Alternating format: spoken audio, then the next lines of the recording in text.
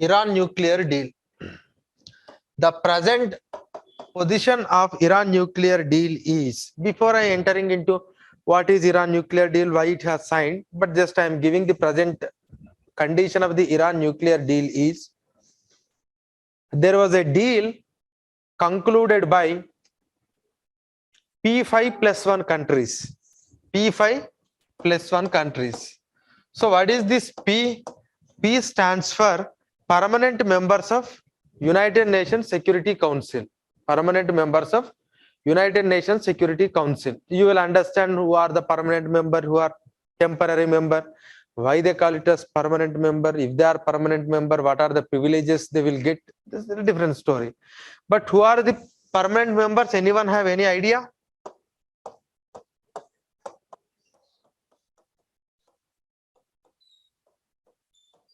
Okay. US, UK, France, Russia, China. These are the 5 permanent members. And in the deal, another country, Germany. Germany. These 6 countries concluded an agreement with Iran on some aspects. But America don't want to continue the deal. And America moved out of that. But now again, Iran and America pursuing to conclude the deal again. That means there was a deal, again cancelled. Now both the countries are pursuing to some extent to again conclude a deal. So what is this deal? Where actually the issue has started and how it is going to impact India? Because without Indian context, you can't learn. And if there is no Indian context at all, then you have to confine it to prelims. Because in prelims, you don't get, in mains, you don't get a question which is irrelevant to India.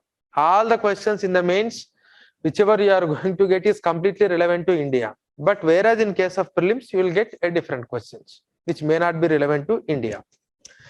But when it comes to the Iran nuclear deal, I'll try to start when actually this issue has started and how this has started.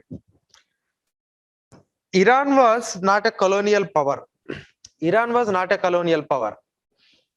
Iraq was colonial, Saudi was colonial, Syria, Lebanon, Turkey, these are all colonial powers. But Iran was not a colonial power. That means it has its own civilization, and after that it has started ruled by his own local people. Even after Islamization, I think prior to Islam, what was there in Iran?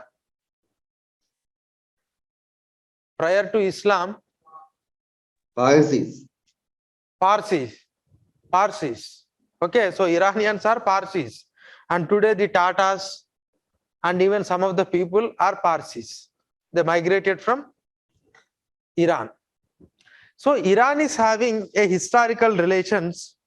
That means even during the civilization time also, our Indus Valley civilization people has done some sort of trade activities with these people. And after that, if you're looking into the Mughals history also, Humayun has taken shelter in Iran. Why I am giving this story is, whenever you are writing an answer, you are not supposed to write from the present day context. You have to say like India and Iran are having an age-old historical relations. And today the business community, what we are talking about, it's all migrated from Iran at one point of time. And India able to assimilate those people in its culture. So that is India and Iran relations. But I'm only starting with the post-World War II. Post-World War II. So post-World War II, what happened is,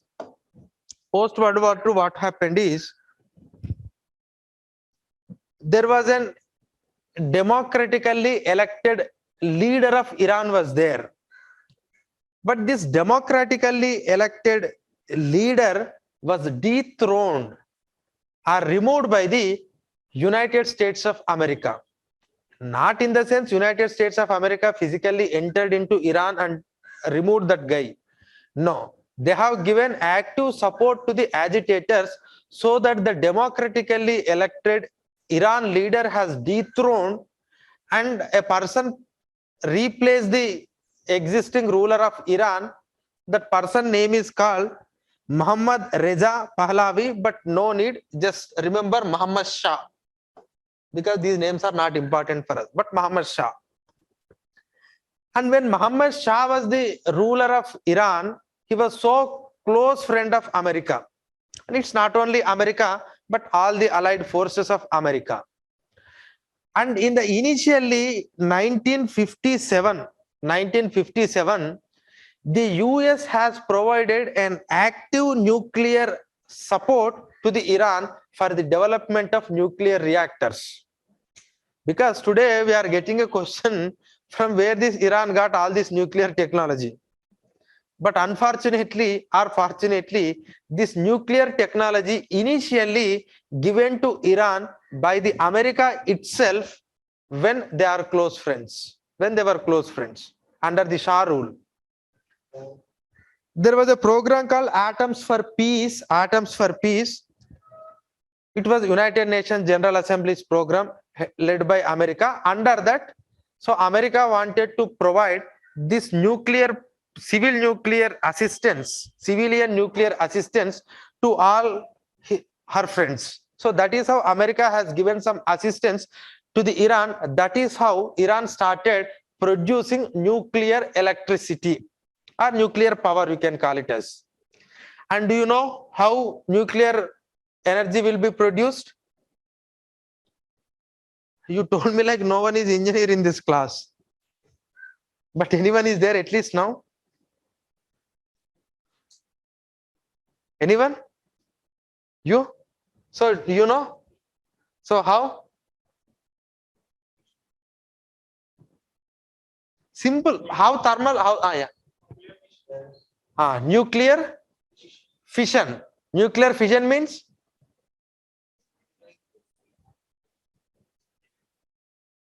nuclear fission is integration of atoms or splitting of atoms. This is fusion. This is fission. Now tell me which reaction takes place inside the nuclear reactor? Is it fusion or is it fission? Fission. So a single uranium or a single plutonium will be split into two different atoms and it generates the energy. That energy we will use it for the purpose of heating of water, or we will generate the steam out of that, and that steam will in turn drive the turbines. The turbine will generate the electricity.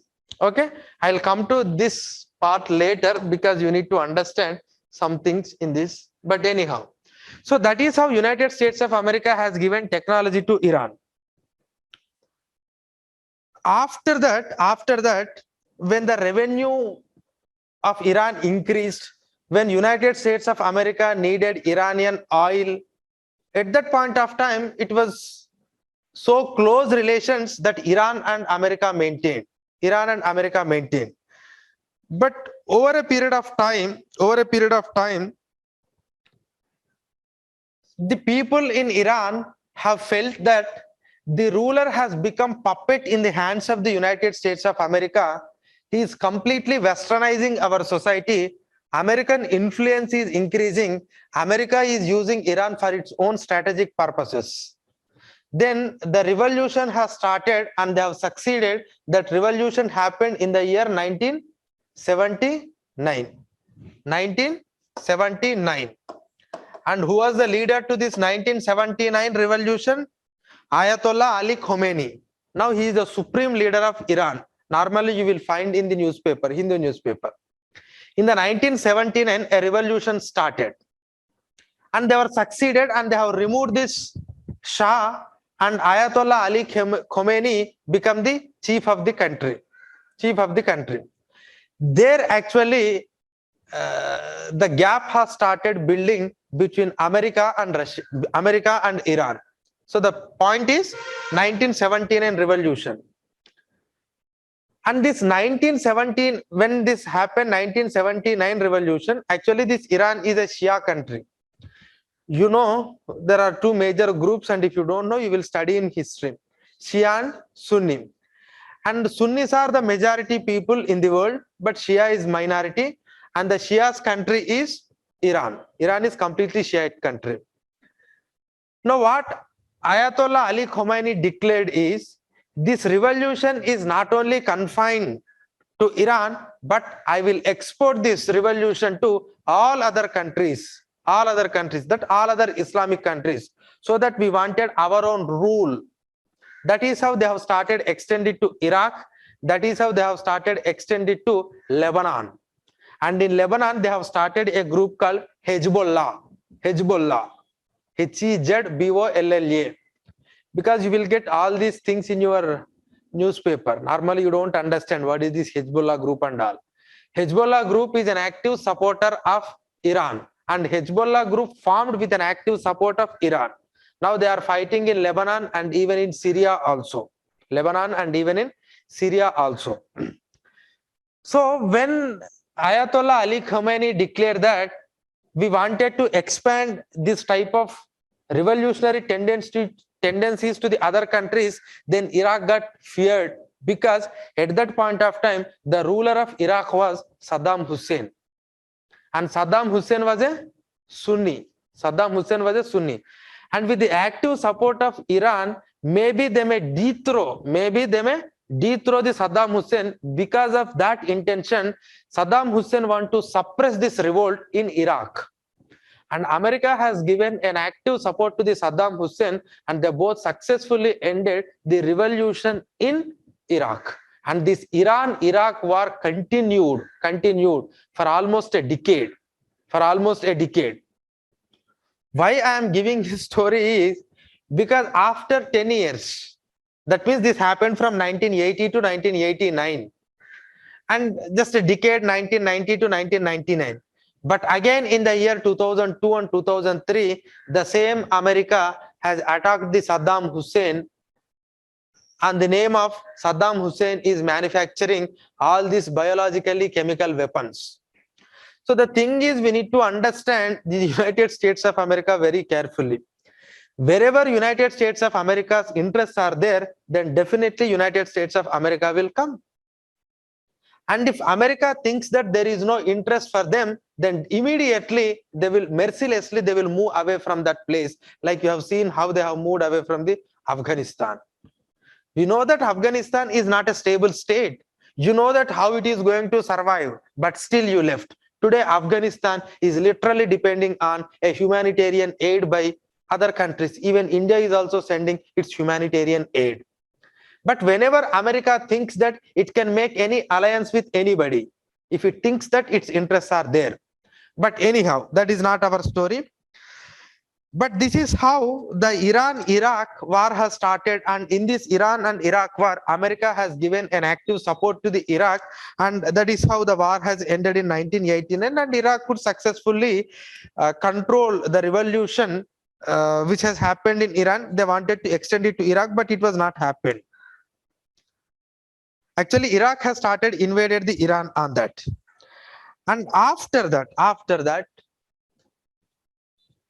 war has ended, and when they are in war, at that point of time, the president of America was Ronald Reagan, and after that, senior Bush, and I think some people know junior Bush.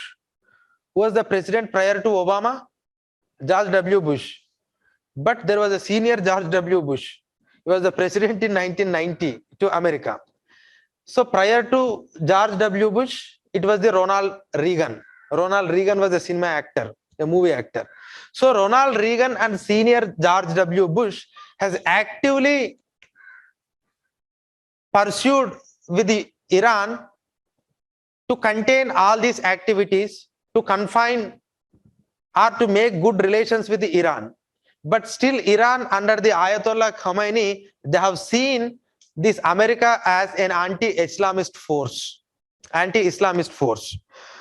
But unfortunately, they have not succeeded. And meanwhile, a lot of issues happened. That means American warplanes bombed the Iran warplane. Iran warplane bombed the American warplane. Iran warplanes bombed the American ships. American warplane bombed the Iran ships. That is how the rivalry is continuing. But something happened in the year 1992. in the year 1992. In the year 1992, the US Congress has passed an act called Iraq-Iran Arms Non-Proliferation Act. 1992, Iran-Iraq Arms Non-Proliferation Act. That means what all the arms that are there with the Iran and Iraq, now they are not supposed to proliferate. Proliferate in the sense spreading. They are not supposed to spread. And with this act, the sanctions have started come under Iran. With this act, the sanctions are started come under Iran. And in the year 1995, when Clinton was the president of United States of America, he has imposed an total embargo. Embargo, that means sanctions, complete sanctions. Total embargo on Iran. 1995. And this total embargo was a turning point in this Iran and American conflict, though it has started in 1979 and it has continued throughout the period, and it has took some turn in 1992. But the total embargo on Iran in the year 1995 by the United States of America has started completely isolating the Iran.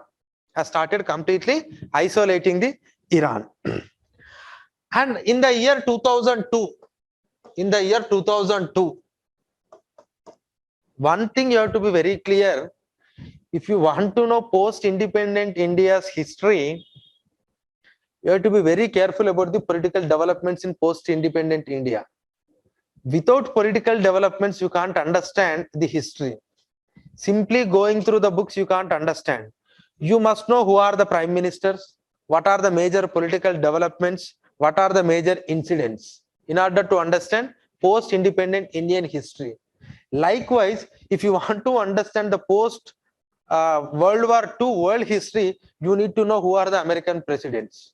Without knowing the American presidents and without knowing the American presidents' policies, it's very difficult for us to remember. Because everywhere America's presence is there. And when it comes to the USSR, I think we need to remember only to some extent of Lenin, Stalin, and after that Nikita Khrushchev. But after that, you know it. And in the year 1985, who was the one? Mikhail Gorbachev. Only to that point, it's fine. But when it comes to the America, you need to remember the sequence so that you can understand many things. But anyhow, in the year 2002, George W. Bush Jr.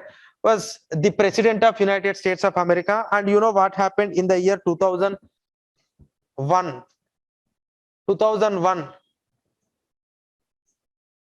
Terrorist attack happened in America.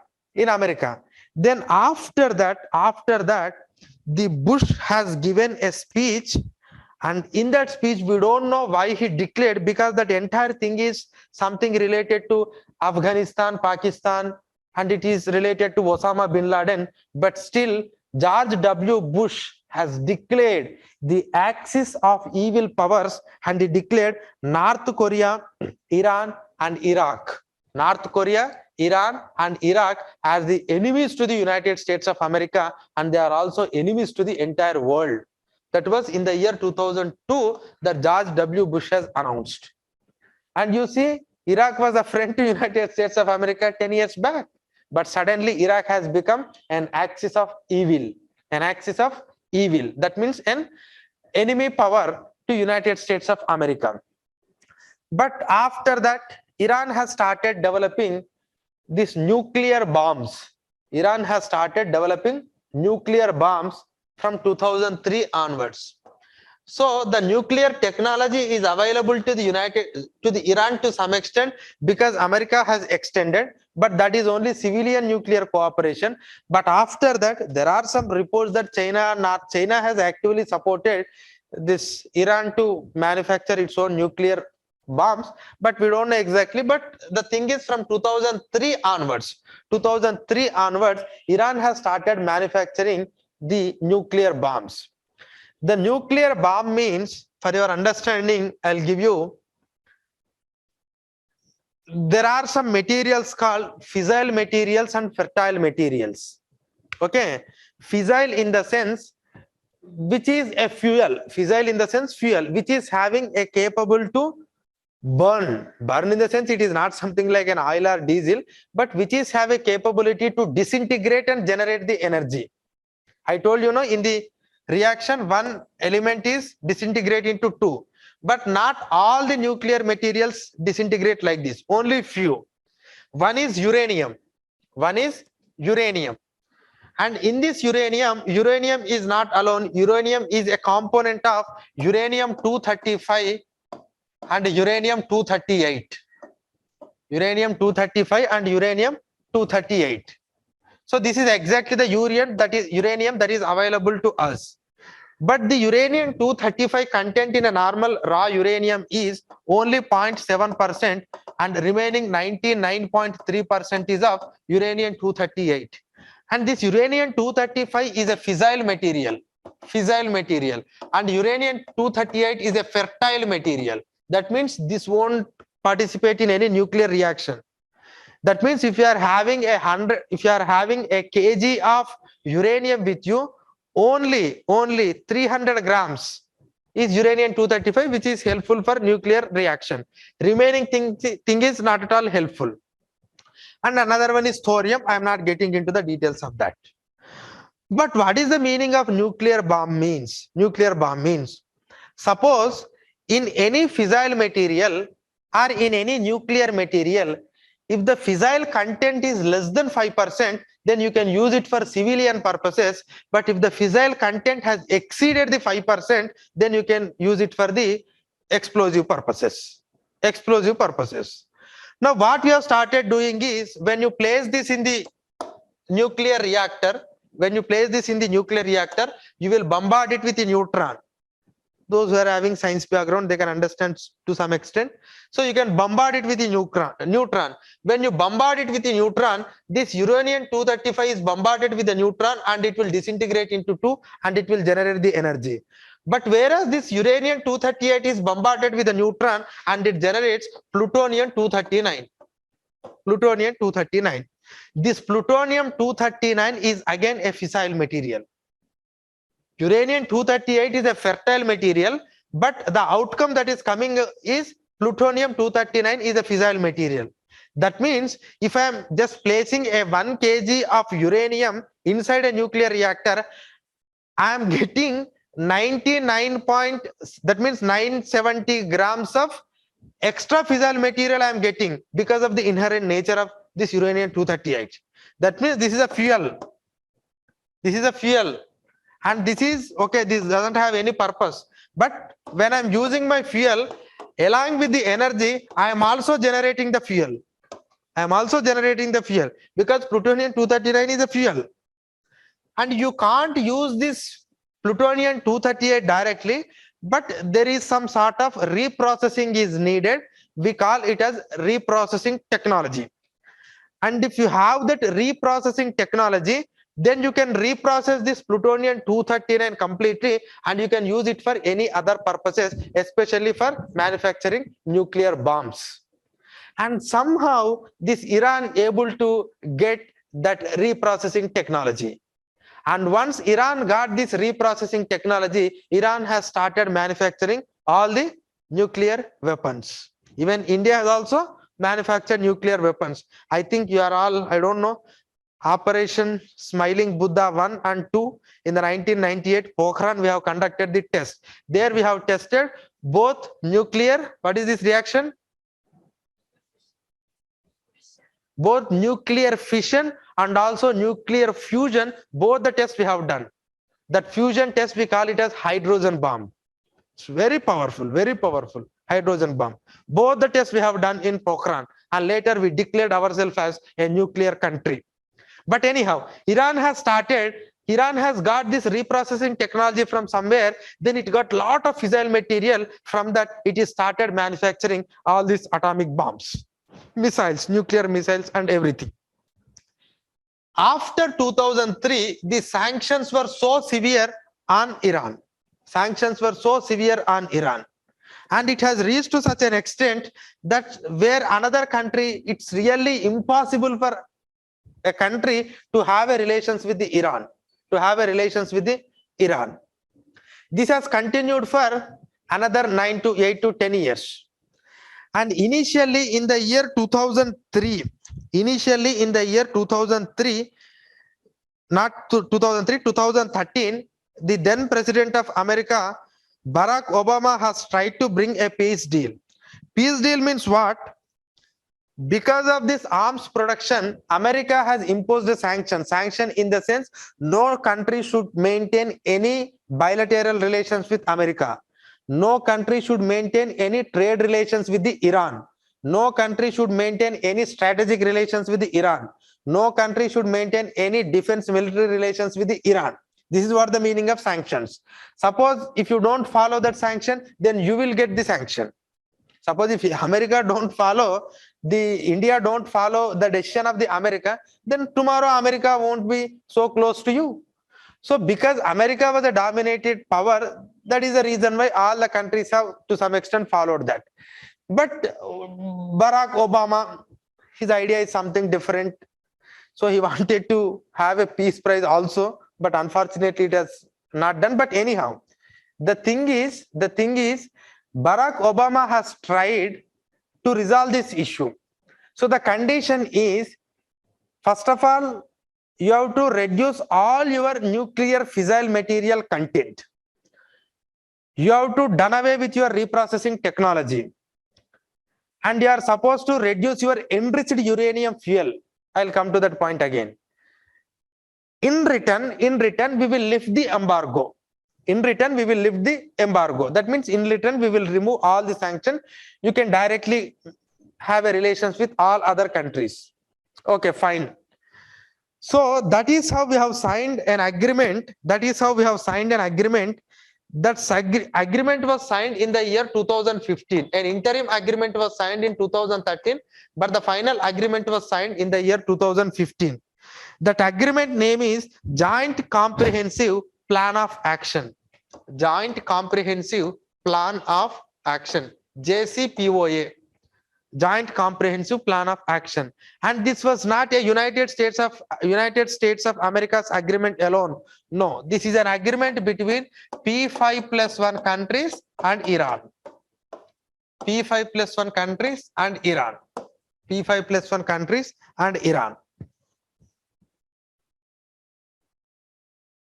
Now, under this, so we will provide a sanction relief, but it is only a gradual sanction relief based on your performance on nuclear front. We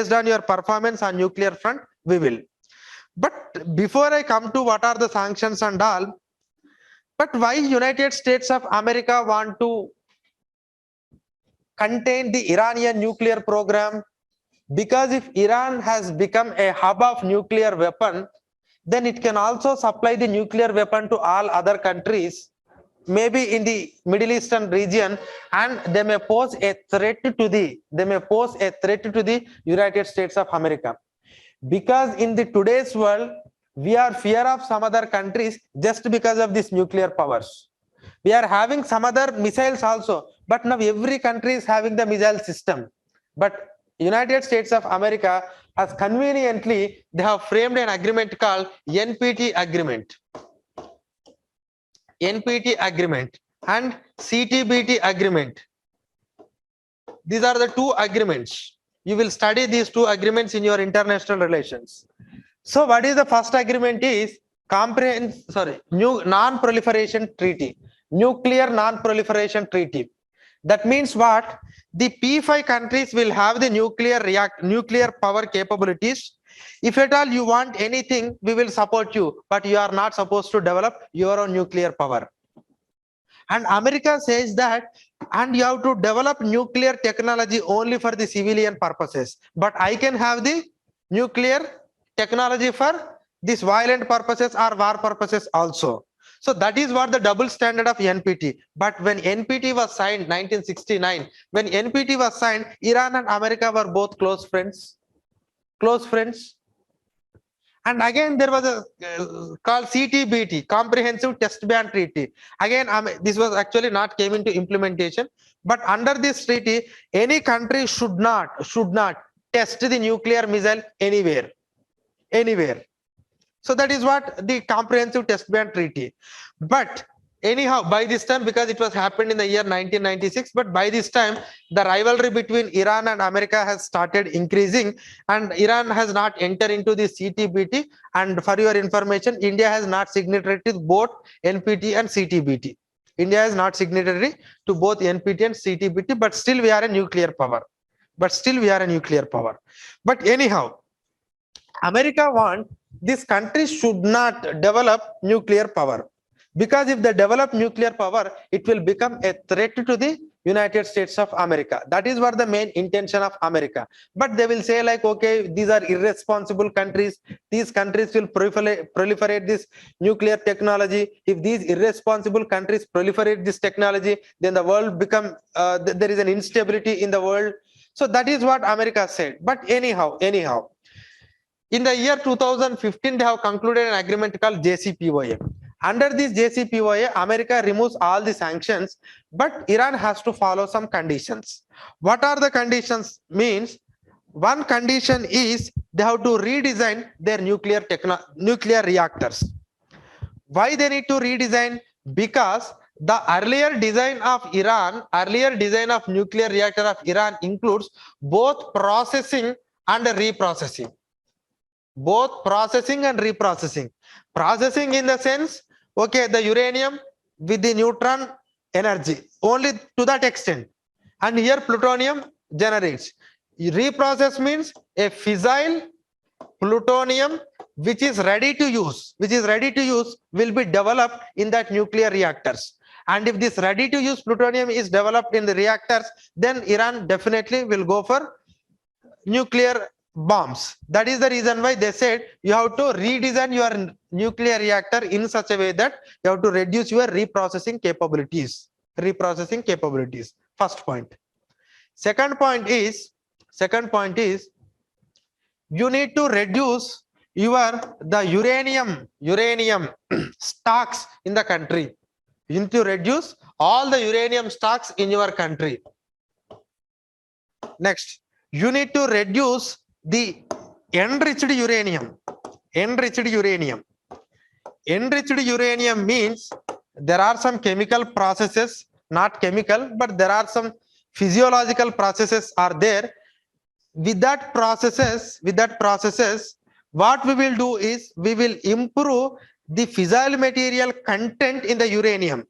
That leads to enrichment. Enrichment is a process in which we will increase the fissile material content in a normal material or normal nuclear material. So that is, we call it as enrichment, and that enriched uranium must be reduced. So enriched uranium must be reduced, uranium content must be reduced, and also your reactors must be redesigned. And above all, the International Atomic Energy Agency will come to your country, and they will come and they will inspect all your nuclear installations regularly. So you have to give access to them.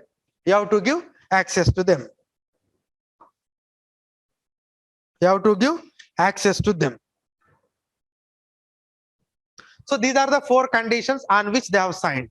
Now immediately after this, Donald Trump came to power in the year 2016. Now he realized that we have signed an agreement with Iran. And in cooperation to that, we have removed all the embargo on that. That means all the sanctions. Gradually, we are lifting the sanctions. But Donald Trump thought that whatever the agreements we have signed, it is only related to the nuclear reactors. And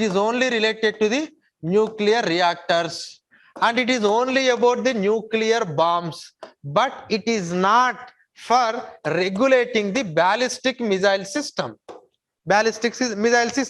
because that agreement is not about ballistic missiles. Ballistic missile, again, it's something different topic. I'm not getting into that. But Donald Trump's argument is that if we really conclude an agreement with Iran, it must cover every violent activity of Iran, but it has covered only few aspects, but some of the aspects are missed here. Now the Iran is actively producing these ballistic missiles. We call it as some of the ballistic missiles are intercontinental ballistic missiles. That means the Chinese missile even can touch the all the important places in United States of America. All the United States of America's ballistic missiles can touch all the positions of China. And India is also having its own intercontinental ballistic missile, but range is only 10,000 kilometers. We wanted to extend it up to more than that. But the thing is, Iran started developing these things, and America said, no, we don't agree to that. Then Donald Trump canceled this agreement. Donald Trump canceled this agreement. And Donald Trump said that this is not a fair deal. This is not a fair deal. We wanted to do another deal. Then Iran started saying like, this is what America. This is what America. America will sign an agreement, and if they don't like, they will unilaterally withdraw from the agreement. Unilaterally withdrawn from agreement. Then in retaliation to that, Iran again started enriching the uranium. Iran again started producing more and more nuclear bombs. So this has led to the conflict. This has led to the conflict. And Iran has now become a rival center for the United States of America in the Middle East.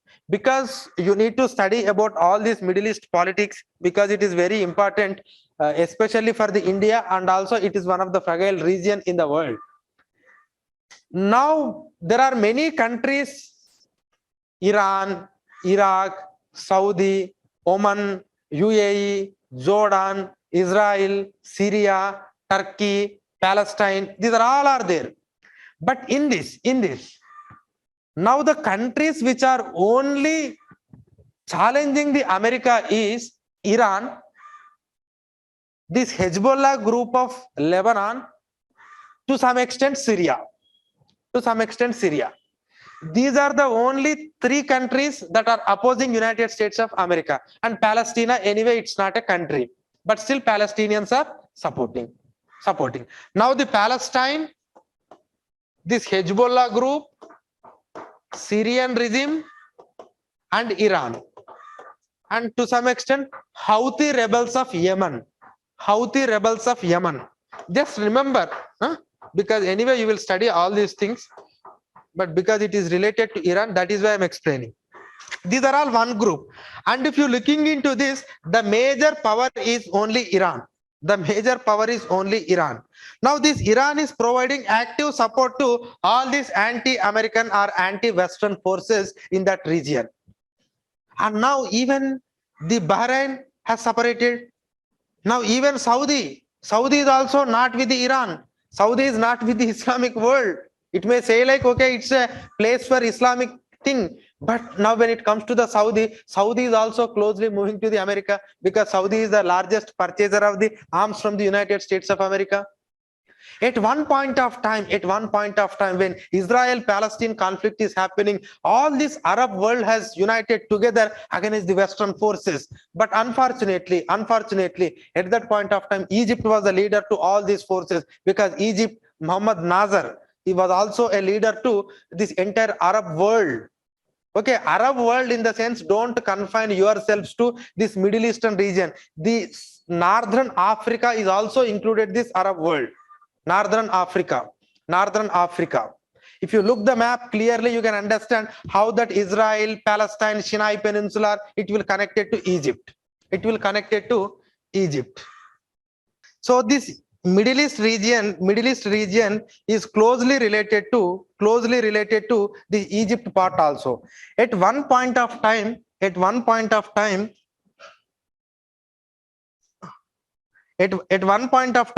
actually these countries are grouped together, but because of the changes that happened, now there is no unity among these countries. But now the only Iran alone standing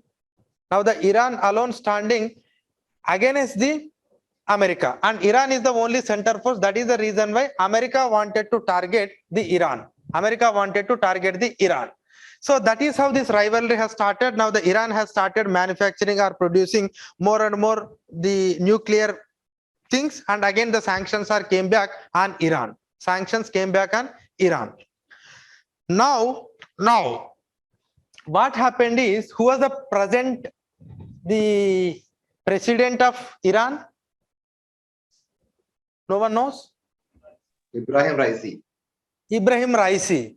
And when Ibrahim Raisi became the president, then because Ibrahim Raisi was, to some extent, he was a very conservative man. A very conservative. Conservative means a man don't have a progressive ideas.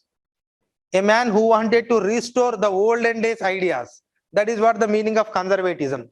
So he's a conservative man, and everyone thought that, okay, maybe Iran and America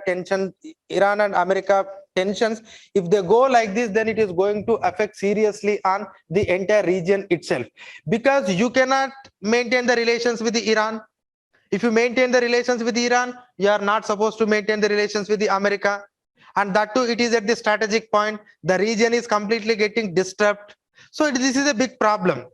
But anyhow, now the Iran is saying like, okay, we are ready to come to your agreement table. And even Joe Biden said that we are ready. But the point is, Iran is saying first you remove the sanctions, then we will come to the table. But America is saying first you stop all this production, we will come to the table. This is how it is going on. This is how it is going on. So in the 1950s, when the relations were started between America and Iran, they themselves started nuclear power, and they themselves become close allies. They shared the revenues of oil and everything from the Iran. But because of a revolution that happened in the Iran in 1979, the relations started getting damages, and it has become more wider in the year 1995 with the total embargo. But Iran has started declared as a terrorist country in the year 2002 by the George W. Bush after 2001 attack.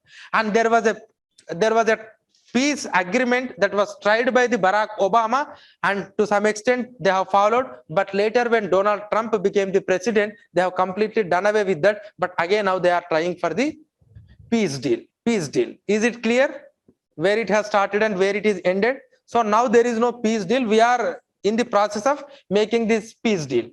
Now, how it affects India? How it affects India? How it affects India? Now, how it is going to affect India's relations? This is important aspect. How it is going to affect India's relations? See, when it comes to India sometimes maintaining good relations with the Iran whenever there are no sanctions. When suddenly there are sanctions, then India started cutting all its relations with Iran. This is a very problematic step to the India as far as our relations with the Iran is concerned. I'll tell you some of the important points. See, when it comes to the Iran, now we want to connect it to the Afghanistan, and from the Afghanistan, we wanted to connect to Central Asia. Central Asian countries include Kyrgyzstan, Kyrgyzstan, Turkmenistan, Uzbekistan. So these are the Tajikistan, these are the countries. They are again resource-rich countries. And what is the importance of these countries? The heads of these countries are going to be the chief guests for upcoming Republic Day, and you will get lot of articles on this, how we need to maintain relations with and all. And at that point of time, Iran will play a crucial role, because you need a physical connectivity to that region. And if at all we want a physical connectivity, how will you go? You have to go to the Pakistan, but Pakistan is not accepting. Now you have to go from here to Iran. We have built some port. What is that port? Chabahar port. And Chabahar too, there is a roadway. We call it as this roadway as Jahedan.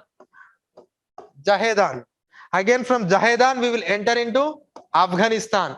In Afghanistan we are having a Zaranj-Dalaram highway.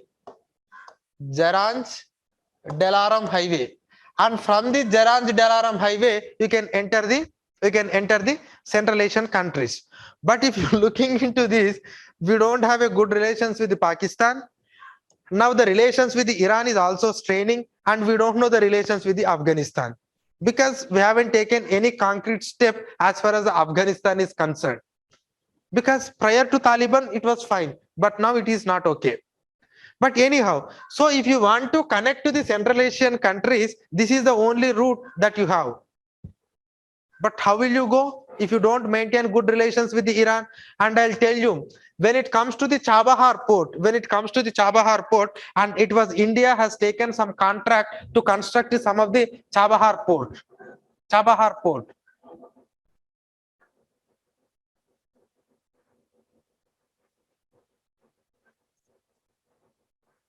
And earlier we have another port called Bandar Abbas. Bandar Abbas was another port, but now that port got so congestion, that is the reason why India has also involved in developing some of the Chabahar project. And it's not only the Chabahar project, from Chabahar to Jahedan, we want to construct a road, and we also want to construct some of the multi-modal transportation system like rail system or road system. But unfortunately, these agreements were signed at the time of 2013, 14, 15. But once this entire nuclear deal got cancelled, now India has stopped importing the oil from the Iran. And at one point of time, that means when the peace agreement was signed, Iran was the third largest oil supplier to India. Iran was the third largest oil supplier to India. But unfortunately, today we are not importing anything from the Iran. And because of that, we don't know the reason, Iran has suddenly cancelled all these projects. Now we are not in this multimodal development projects in Iran. In Iran, it is given to somebody else. So in 2016, we have signed that Chabahar to Jahedan, but unfortunately, now it has given to the local company. See, actually, the thing is, why actually we wanted to construct a Chabahar port and Chabahar to Jahedan? Because it is our own interest, not that we wanted to lay a road to a particular country. No, if at all we want to lay a road, we can lay the road anywhere in the world. But this is very important for us because through this already the Jaranj Dalaram has already constructed by India. And if we able to do this Jahedan and Chabahar also, then it is completely a Indian way. So Indian can do it on their own vision based on their own design parameters. So they can use it. So that is what the intention. But unfortunately, this went to the local company. So now no Chabahar Jahedan road project and rail project. Second one. And now we are not importing any oil from Iran. And you know, when we are importing oil from the Iran, there was a facility to India. That facility is the transaction happened only in terms of rupees and the respective currency of Iran. I'll tell you, because you don't know the concept of forex reserve. See, now you want to purchase something in India. You want to purchase this mobile. Suppose just assume this mobile cost is 15,000 rupees. You will pay 15,000 rupees and you will get this mobile. But if you want to import it from America, will you give 15,000 rupees to America? No, they don't accept it. Then what they will accept? They accept only dollars. So you need to convert your Indian rupee into dollar, and the dollar must be given to that. But how will you convert that into dollar? How will you convert it into the dollar? It's not that easy. You can't print the dollars. You must have some dollars. You must see there is an exchange. Here the exchange is Reserve Bank of India. Okay, so you are giving Indian rupees INR. So here in the RBI, INR will be exchanged with the dollars, and the respective dollars will be sent. But the point is, this person should also have some dollars, no? From where RBI will bring the dollar? It's very difficult. RBI cannot print the dollars. Then what the thing is, some people who are exporting foreign countries, some of the items, then these people has to pay that money, no? They will pay in dollars. So that dollars will be placed here and that will be used for exchange. And this rupee and dollar is a very difficult task, but we are doing now. But when it comes to the Iran, we no need all these things. Simply we will keep a separate account. Suppose we are importing a 10,000 crore worth of oil. Just assume 10,000 crore worth of crude oil we are importing from the Iran. Now we have to pay 10,000 crore to the Iran. So we will just deposit the 10,000 crore Indian rupees in this account, and we will get the oil. Now Iran will also need some of the items. Iran also needs some of the items, maybe automobile or maybe computers, anything. So Iran also imports some of the items from India. When Iran is importing some items from the India, Iran has to pay. So now Iran don't pay. From this 10,000 crore, it will pay. So now there is no need of depending on any external currency, because use of dollar was banned by the America in the case of Iran. But we have used this facility, but because of the sanctions, now we are unable to use this facility. You can import oil from some other country also. If not Iran, you can import it from other country, but you have to pay forex. Forex is not that easy. You will understand the importance of forex in economy. So forex spending is not that easy. Because of the forex shortage, there was an economic crisis in this country in the year 1991. And those who are aware about this LPG reforms, the reason for the LPG reform is balance of payment crisis. Balance of payment is nothing but your forex reserve. So forex reserves is very important. Now we are having a comfortable amount of money, but still, this facility we have lost it. Now, one is connectivity to Central Asian region, that infrastructural projects in Iran gone, and this facility is also gone. Now, there was an oil field called Farzad B. This is an oil field. And our own ONGC went and given license for exploration, whether the oil is present or not. And our ONGC has successfully explored, and we find out that there was a sufficient amount of oil. And after that, they wanted to give this contract for the extraction. Exploration is different, extraction is different. Exploration means finding out whether it is there or not. Once you find it out, you need to extract it. And that extraction thing, we don't know, maybe it will come to the India, that means Indian companies, but because of this entire sanctions, and when India has started follow the American sanctions, Iran said, nothing doing, we don't give this Farzad B to you. Now it has again given to some other companies. So we have lost even this Farzad B gas field also, Farzad B oil field also. And one more thing, this Chabahar port is very, very important for us. Chabahar port, why it is very important for us is, this is Iran and it is Pakistan. Here there is another port called Gwadar port. Who is building this Gwadar port? China is building Gwadar port. And China is also having its own presence in Sri Lanka, Hambantota. China is also having its own presence in Djibouti in Eastern African region. And earlier, when this Maldives was under Yemen rule, recently it was there in Hindu newspaper, I don't know how many of you have read, but when Maldives under Yemen rule, it has started its own thing, but now they are not having. But you might have heard about this string of pearls. That means China is completely making a string around India. China is completely making a string around India with its own ports, with its own military bases. It starts from ports in Myanmar, it has a port in Myanmar, it has a port in Bangladesh, it has a port in Sri Lanka, it has a presence in Maldives earlier, it has a presence in Djibouti, it has a presence in Pakistan. That means in the Indian Ocean, like a string of pearl, it is having its own presence. And what we thought is, if it is developed by the China, they are saying it they will use only for the commercial purposes. Here we are developing a Chabahar port, and if we develop Chabahar port and if it is in our control, then definitely we can successfully contain any activities by the China.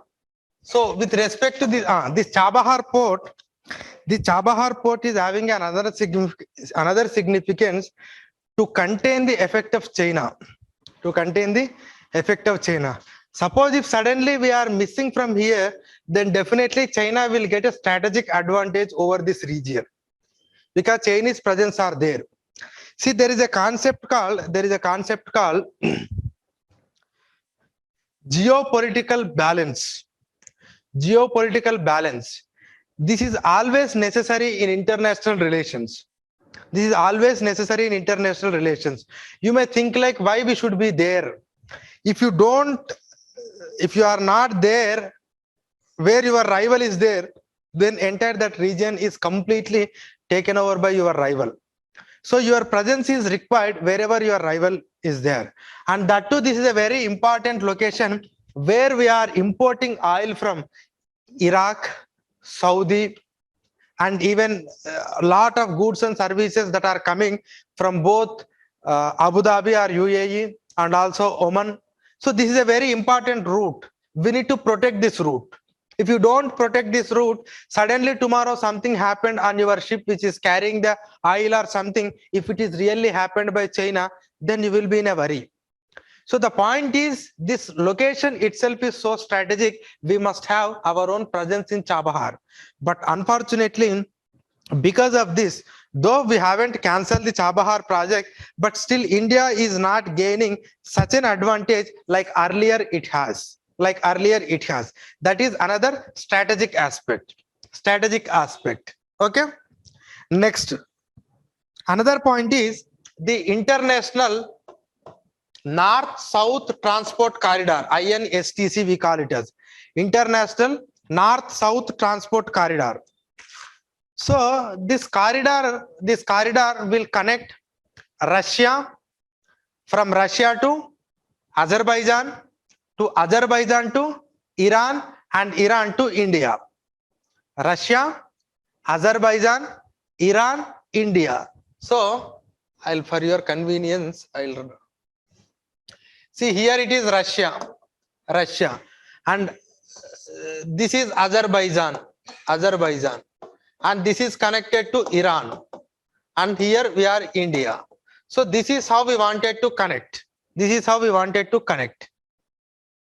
And this connection is again lead to the Central Asian countries, European countries, but this is what the corridor we have planned between Russia and India. Now the key player in this international North-South corridor is Iran.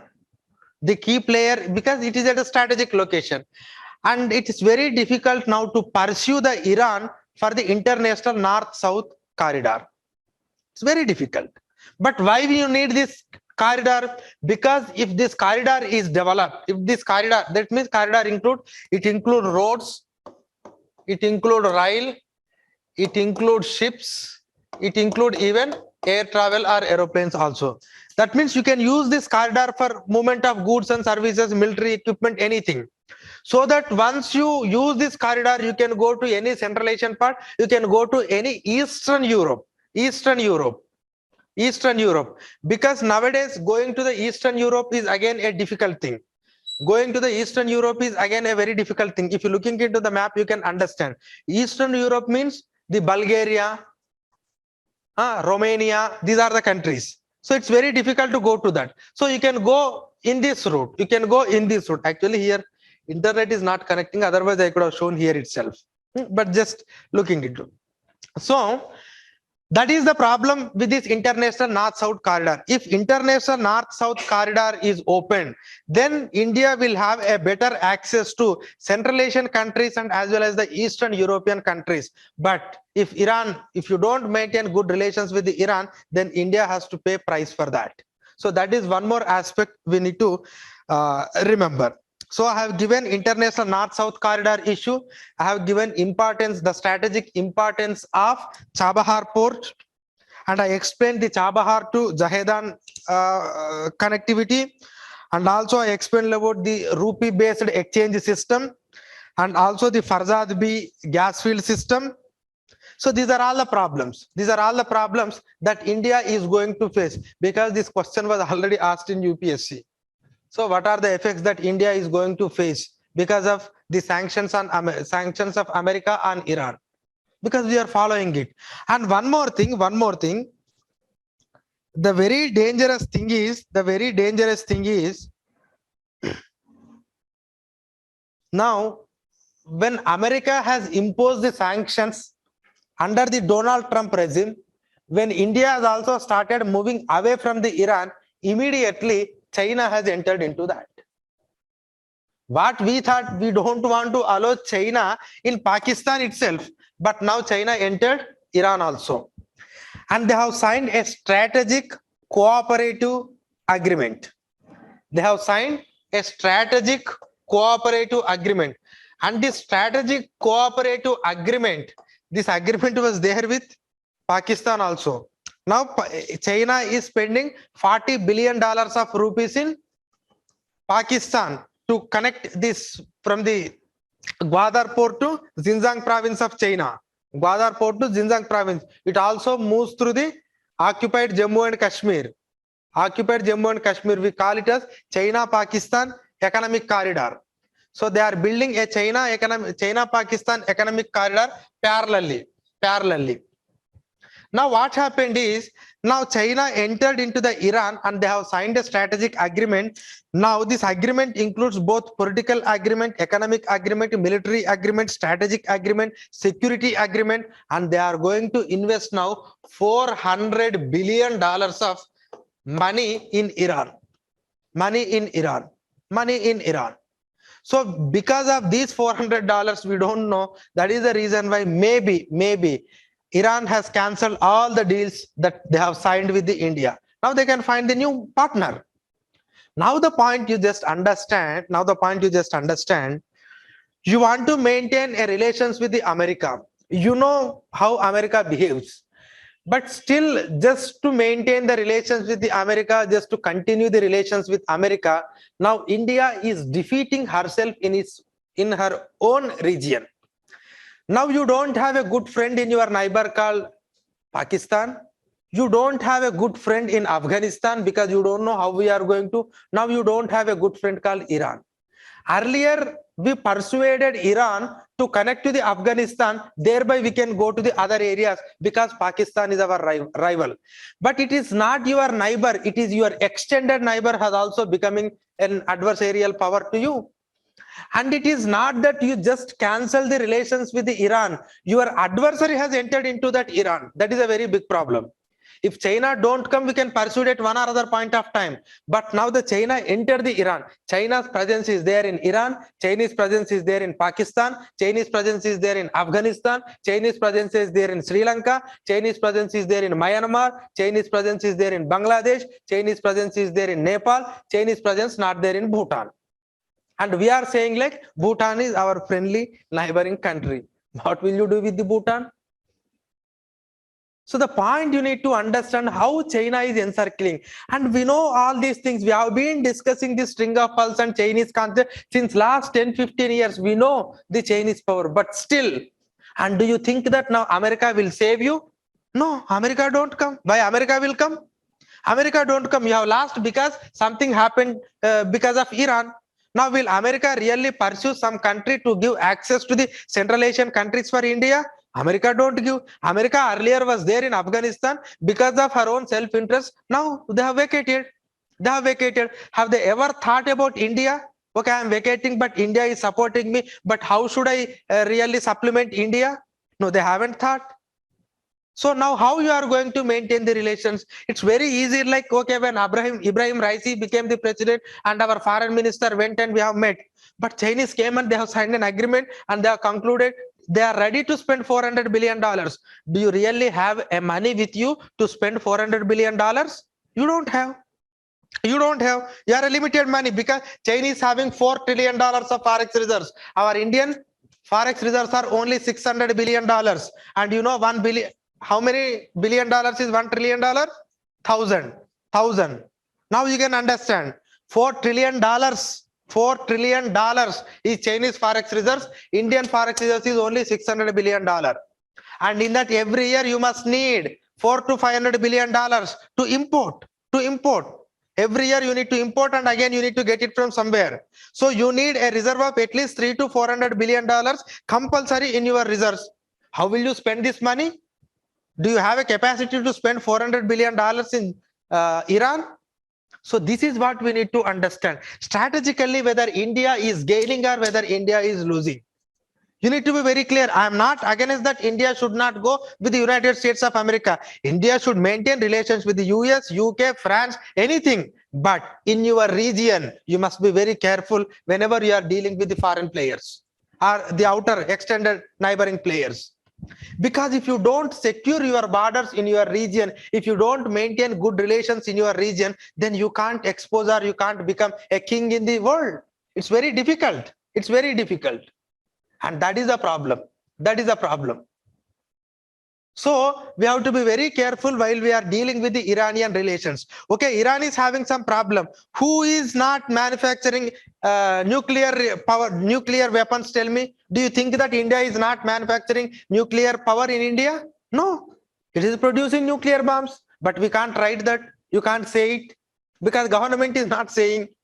Do you think that India is not operating? India will operate. Do you think that Pakistan is not operating? Pakistan is operating. Iran operating. Someone is operating. But why Iran has targeted? Because American interests are involved in Iran. And it is the American interests are involved in the Iran. That is the reason why India just go along with the America. So that is the reason why you are getting the problem in your region. And what are the development? And we have seen in Afghanistan. I think I myself have explained Afghanistan issue to you. Am I? And when I'm explaining the Afghanistan, I said we have spent a lot of amount of money, but suddenly you have opposed the Taliban just because America has opposed the Taliban. And now America left. Now China and everyone is coming and they are supporting Taliban and they are making relations with the Taliban. Now you are in a dilemma whether should I proceed or not. Should I proceed or not? And if really China make a good deal along with the Pakistan, then even after that, even if you enter, there is no use. There is no use. So I'm not saying like government of India not aware about all these things, but somewhere we are stuck in making the deals. Our region is very, very important. I'm not saying like global, we should not align with the global power. Yes, we should align with the global power. I think 1 week back, Russian president was in India. And we are unable to convey our thing as far as Afghanistan is concerned to Russia. And Russia has not given any commitment to you because Russia, China are actively participating in Afghanistan. And you are singing a different song that America is singing. So how can Russia is helpful to you? So the thing is, you need to align with the global powers, but not at the cost of your own region. Not at the cost of your own region. See, today you may go with the America and you can do a lot of things at the World Forum. But tomorrow morning itself, something is happening in Galwan Valley. Something is happening in Hot Spring. Something is happening in Depsang Plain.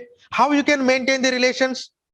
Do you think that America will come to the Depsang Plain and they will stop all these things? Do you think that if America called to Chinese premier, he will stop just because America has given a warning to China? No. The point is, you have to maintain relations with the global powers, but your region is very important. And unfortunately, India is not gaining a momentum in its region. And when Narendra Modi came to power, his first slogan was neighborhood first. Neighborhood first. And he has invited all Asian leaders to his swearing in ceremony. But today, how many are there with India? And in Myanmar, there is no prime minister or president. It's a military rule, but still we wanted to have a relations with the military rule because that's we have been continuing. Okay, Bangladesh, okay, we are maintaining a good. What about Sri Lanka? No, Sri Lanka is not maintaining good relations. What about Maldives? Yes, we are maintaining good relations, but we don't know tomorrow if the regime changes in Maldives, what will happen. And forget about Pakistan and Afghanistan. So this is where you need to be very careful. So whenever you are discussing about international relations, whether you are writing about France, UK, some other country, but make sure that India's interests must be protected. India's interest must be protected in its region also. Just because Russia has given S-400, just because France has given Rafale, just because America is supplying something, that doesn't mean that you have to defeat yourself in your region. No, India's interest includes India's regional benefits also. So how can you persuade your neighbor with the help of the global countries to make a good relations with the neighbor? And if you don't maintain that relations with your neighbor, it is very difficult for India to be a global power, to be a global power. If tomorrow something happens at the United Nations, then none of your neighboring countries supporting you. This is a hard reality. So that is where you need to be very careful. So this India's effect in nuclear sanctions on Iran. So India must be so pragmatic enough. India should not go with the foreign countries. India has to make or devise its own policy. India has to devise its own policy. Okay. So that is the point that I want to convey. I think you understood. Is it okay? Amrita IAS Academy.